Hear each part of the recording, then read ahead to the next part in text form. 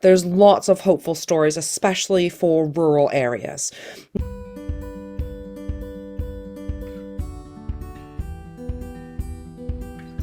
But this video came out, and after I'd watched it the 7th time across 5 church councils, 1 circuit meeting, and local preachers meeting, and some of the circuit stewards watching it similarly, it was kind of just an eye-opener as to the amount of duplication that happens across our trustee meetings. And so that came at the same time as we were looking at different models, and we came up with kind of the multi-site church model. So when I arrived in this appointment, basically all the hard building work had been done, but the congregation, small as it was, were very tired and didn't really know where to go next in terms of mission and what we should do with the opportunities there. So they'd had a prayer tree for a time, so we carried on using that. And as you can see from all the prayers on the tree, it's really well used by people that just come into the chapel when they visit. And there's a note on there saying you can either tie a ribbon as a private prayer or write something, and we'll include those prayers in worship at least once a month. And it's lovely just to read the things that people have left on the tree. So that continues inside the chapel. Now, some of the things that we may have heard, or at least in my area, and this is no slight to anyone, we may have heard, well, what does it matter about environment and care of creation because our chapel's not going to be here in 5 years? Well, we decided to kind of shift the focus and using language to help shift that focus. We know that our thought informs language and our language informs thought.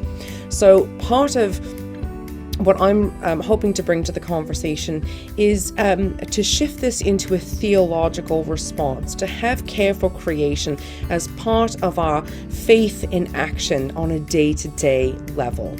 And then as a small community, we wondered what we could do next. And the members there decided they wanted to do something with the garden. This is the space that's adjoining the chapel. As you come out of the car park, this is the space that you'll pass, the garden that's next to the chapel. As you can see, it's really not very exciting. We've got a big ash tree there, but not a lot else. And so we decided we wanted to do something with this garden, to develop a sensory garden that was accessible for all people. We found out we were quite limited actually, because the ash tree there has got roots that are very close to the surface, and so we can't dig down. And also we needed to check that the National Park were happy with what we wanted to do. But word got out that we were thinking of doing something with the garden, and there's a local environmental group that contacted us because they were thinking of creating an orchard in the area. We said, well, we didn't want to create an orchard, but we were looking at doing the garden, and they said they were happy to be involved and work with us, which is great, a new connection within that community. And then we found a local garden designer who came and talked to us and amazingly offered all his time for free to design the garden, and also to oversee the project management of it as well, which was just a real gift to us.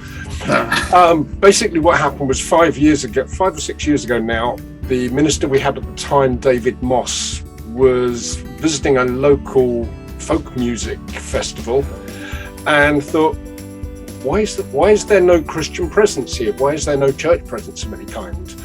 And through discussion and everything, he was able to get an agreement with the people running it that we would have a tent there.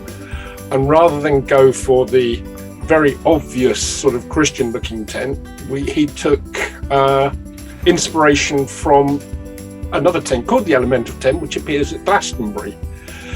And it was designed to be very open. He referred to it as a place of open spirituality. So what we had, can we skip to the next slide?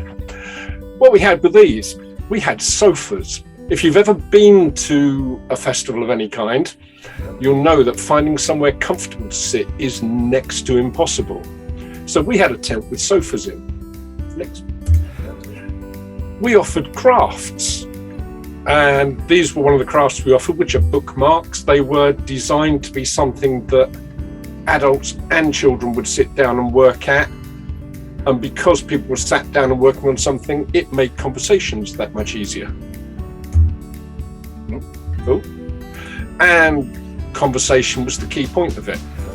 So we were looking to find ways to have conversations with people. Now, one of the most interesting comments we got very early on was there was a gentleman there called Cliff, who goes by the name of the traveling talesman, and he's a storyteller, and he was situated near us on our first time there. He came wandering over and went, "Oh, so what are you then, New Agers or pagans?" And when we told him we were actually the local Methodist circuit, his jaw literally hit the ground.